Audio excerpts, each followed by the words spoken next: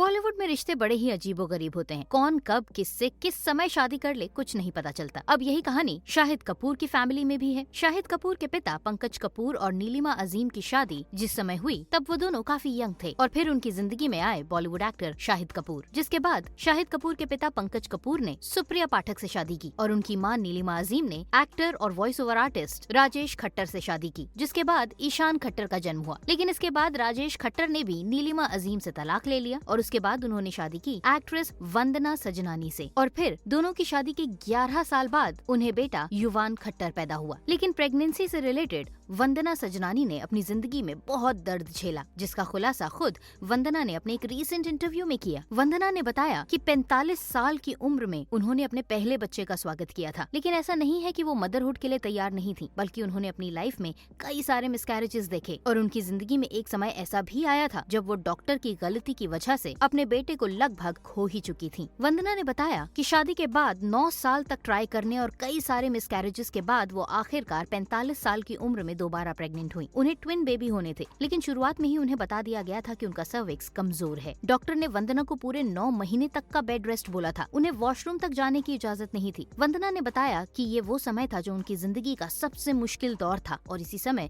वो डिप्रेशन की शिकार भी हो गई थी। मेंटल स्टेट की हालत ये थी कि डिप्रेशन, लो फील करना, मूड स्विंग्स आम बात थी उनके लिए। वो कभी कभी लोगों को गुस्से में यहाँ तक कह डालती थी कि मेरे कमरे से दफा हो जाओ, मुझे तुम्हारी शक्ल नहीं देखनी। प्रेगनेंसी के 6 महीने में जब उनकी सोनोग्राफी हुई तो उन्हें बताया गया कि शायद एक बच्चा अच्छे से बड़ा नहीं हो रहा है, वो दूसरे बच्चे से काफी पीछे रह गया है, लेकिन एक बच्चा बहुत स्ट्रॉन्ग है। तब उनकी डॉक्टर ने उन्हें सूर्या हॉस्पिटल शिफ्ट करवा दिया और वो कुछ समय के लिए यूएस चली गयी। इसके बाद वहाँ एक दूसरी डॉक्टर ने उन्हें अटेंड किया, जिसने उन्हें फोर्स किया कि वो डिलीवरी करवा लें। हालांकि वंदना की पुरानी डॉक्टर उन्हें यही समझा रही थी कि उन्हें अभी डिलीवरी की जरूरत नहीं है, लेकिन ये दूसरी डॉक्टर उन्हें ये बता रही थी कि भले ही एक बच्चा सही नहीं है, लेकिन दूसरा बच्चा तंदुरुस्त है। लेकिन दूसरी डॉक्टर उन्हें तुरंत डिलीवरी के लिए फोर्स कर रही थी। 6 महीने की प्रेगनेंसी में ही इस नई डॉक्टर ने उन्हें कुछ ऐसे इंजेक्शंस दिए जिससे उन्हें ब्लीडिंग होने लगी और वंदना की हालत खराब होने लगी। मेरा पूरा बेड खून से भरा हुआ था। मैं सोच रही थी कि ये क्या हो रहा है। मेरी डॉक्टर वहाँ से कह रही थी कि उन्हें ये इंजेक्शन खुद को मत देने दो। जबरदस्ती हुई डिलीवरी के बाद वंदना को ठीक से टाँके भी नहीं लगे थे और वो जैसे ही हॉस्पिटल के बेड से उतरी